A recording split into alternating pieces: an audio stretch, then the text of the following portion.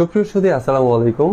মেসেঞ্জারে আপনাকে যদি কেউ এখন পর্যন্ত যতগুলো ছবি ভিডিওস পাঠিয়েছে, আপনি কিন্তু চাইলেই সেই প্রোফাইলে ঢুকেই সে আপনাকে ছবি পাঠিয়েছে অথবা ভিডিওস পাঠিয়েছে, আপনি কিন্তু সাথে সবগুলো ফাইল দেখতে পারবেন, এমনকি ওপেন করতে পারবেন। তো কাজটি কিভাবে করবেন চলুন দেখিয়ে দিচ্ছি। ইনফরমেটিভ ভিডিও পেতে ফলো করে সঙ্গে থাকুন, শেয়ার করে আপনার টাইমলাইনে রেখে দিতে পারেন, পরবর্তীতে কাজে আসতে পারেন।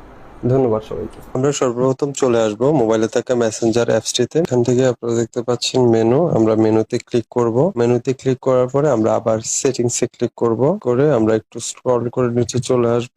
ড্রাইভ স্টোরেজ, আমরা ড্রাইভ স্টোরেজে ক্লিক করব। এখানে দেখতে পাচ্ছেন এখানে ম্যানেজ চ্যাট একটা অপশন দেখাচ্ছে। আমি জাস্ট এখান থেকে যদি সি অল এ ক্লিক করি, সি অল এ ক্লিক করার পর এখান থেকে আপনারা দেখতে পাচ্ছেন বিভিন্ন আইডি থেকে আমার কয়টি ছবি কয়টি ভিডিও এসেছে, এগুলো সরাসরি দেখাচ্ছে। আমি জাস্ট যদি ওপেন করি, আমার এখানে ওই আইডি থেকে এ পর্যন্ত কয়টি ছবি ভিডিওস এবং ডকুমেন্ট এসেছে, আমি সেই বিষয়গুলো খুব সহজে দেখে নিতে পারবো। ধন্যবাদ সবাইকে।